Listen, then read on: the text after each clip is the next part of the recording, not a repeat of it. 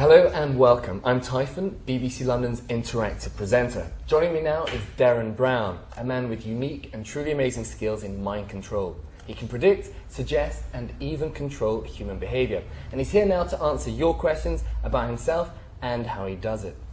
Derren, it's a pleasure to welcome you. Pleasure to welcome you too. Well, we've got plenty of questions to get through, so we'll kick off with the first one. This is from Gary in Bexley, and he asks, you've shown how some psychics... Gary. I don't believe there are genuine psychics out there, really. I mean, it's very difficult to prove a negative, you know. To say that something just doesn't exist anywhere is very difficult. But to all intents and purposes, people that claim to be able to produce psychic phenomena with any regularity, I think, are pretty much bogus. They may believe they're doing it. Those that are doing it fraudulently and openly fraudulent, well, those that are doing it fraudulently tend to be a lot better at it because they know how to produce the results. So, no, I don't really believe in it. I haven't really had... I mean, we all have strange things that happen to us. We all think of people and then they suddenly turn up or the phone rings and it's them, or, you know, bizarre things that occur, but bizarre things occur. Coincidences. You know? Yeah, there's a nice thing about time that would seem almost impossible. Yeah. Whereas if a coin is tossed several thousand times in a row, the chances of it coming up 50 times heads in a row at some point along that line is actually quite high. It's actually quite a likely thing that's going to happen at some point if you do it enough times. If you happen to walk into the room at that point and you just see those 50, you think, oh my God, this is impossible. You forget about because that coincidence doesn't then happen. You know, these things aren't always amazing as they think. And people that claim to be able to produce these things on a regular basis, you know, when you test them or really look at it, it all falls apart. So no, I'm a bit of a skeptic. In your show, you had a similar type of thing of the 50-50 chance with the hands on last Friday. Yeah. Can you give us a clue how you did that? Was it anything to do with heat over your hands to be able to sense? No, Sorry, no. if I just explain. Yeah, go on. Derren on Friday night in his show was holding out his hands and wasn't able to see the people in front of him because there was a board blocking him off, and they would hold one of their hands over his, and Derren would identify which hand was being covered of his own, but with a distance, not touching. I thought you were talking about a different trick. That makes sense now. It's not really heat because they're too far away. The whole point is that I can't feel their body heat. But I do it to make it look like it's something to do with that or to do with that energy or something. Whereas what it is, you know, if I did it 10 times in a row with someone, you know, pick A or B, put your hand here or here, it sets up a pattern. You know, to catch me out, they'll keep it on the same one. When they chicken out with that, then they'll change hands. And it's quite easy to predict with somebody over and over again what order they'll do it in. So I'm doing the same thing but with 10 different people one at a time. But I know they can each see what the last person's done. They all know what the pattern is. How do you know at what point they're going to switch to try? Because I'm sort of talking all the time and I'm trying to set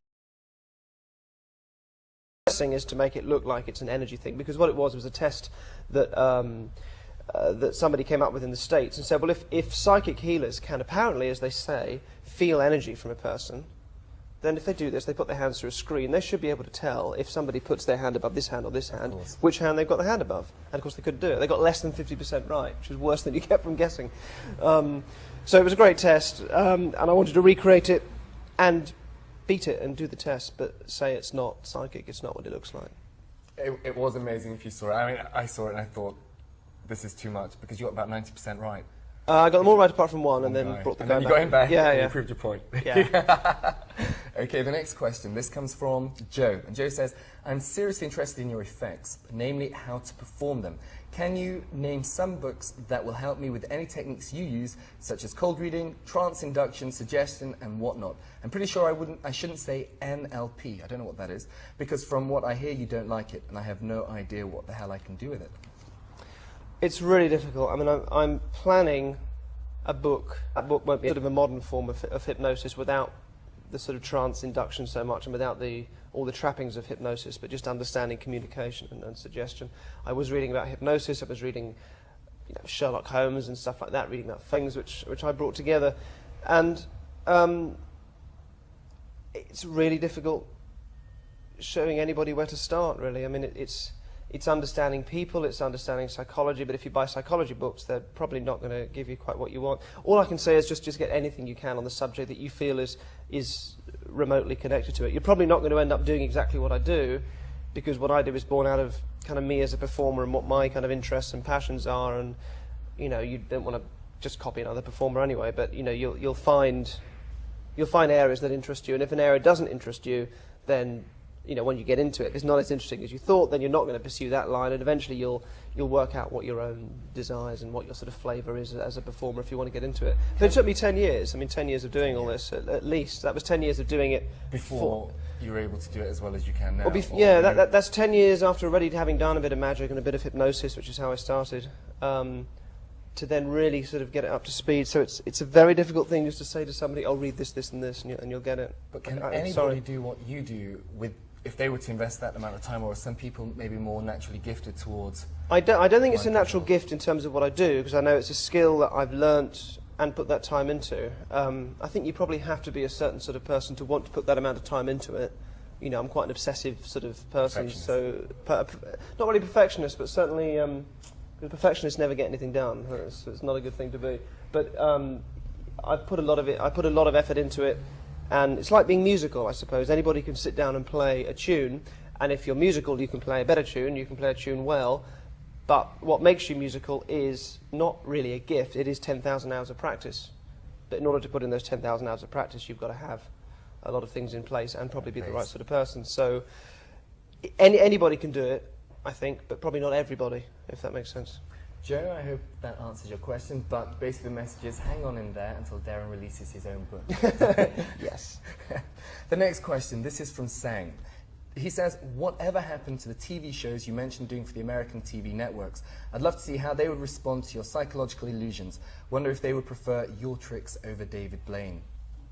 That would be interesting to see. We went out a couple of years ago to see if we could get an American show off the ground. Those talks are still going on. Unfortunately, I was out there over September the 11th, which was a really bad time to be, you know, a man who can predict the future. It wasn't great. So we came home because that all fell apart, and it's now talks are going on, but there's no rush. I've got way too much on my plate now. But eventually something will come together, and there'll be an American version of the show. I don't know how it'll go down.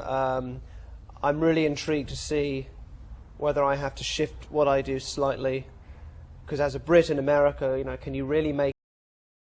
Should I play up the Britishness? Should I play it down? Should I be the same? I don't know. I'm really looking forward to seeing what happens there. What do you actually think of David Blaine?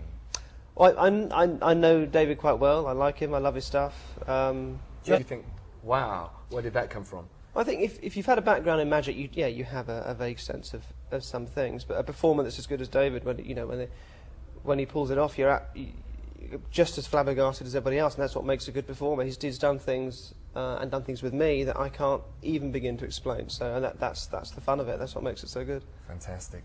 Okay, the next one. This is from Peter M, and he says the things. Oh no, we'll move on. We've already had that. Is it a rude one? No, no. We've got from Matt. How does it make you feel when you see how much you amaze and impress people with your skills?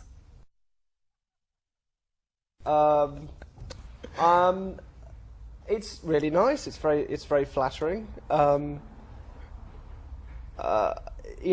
reason why I sort of got into this, I suppose, was because I was performing magic for a long time, and but wanted to come up with a form of magic that got under people's skin a bit more. That you couldn't just dismiss it as a trick. You know, I mean, David Copperfield may fly, and it's amazing, and it's a beautiful illusion, but you're not up all night thinking, well, this undercuts everything I know about the world, because you know it's science, it's showmanship and psychology and all the rest of it. But I wanted to do something that people would be a little bit more challenged about, and it's very nice when you get a sense that that's working, and it's always just lovely having people amazed. I think that's what magic, any form of magic, and what I do is related to magic, should offer. That's what magic should be about. It shouldn't be about puzzlement, or it shouldn't be about just a guy doing card tricks. It should be a particular sort of experience that you have, which is on the one hand quite childlike, because you're astonished at something, and that's quite a childlike thing.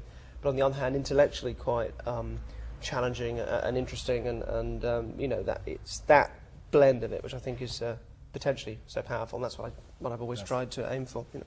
We've got a question here that I saw before, and I thought it kind of was interesting. He says, are there any tips, this is from John Boy, thank you John Boy, are there any tips you can give on how to increase my chances of successfully asking a girl out on a date, or better still, charming her all the way?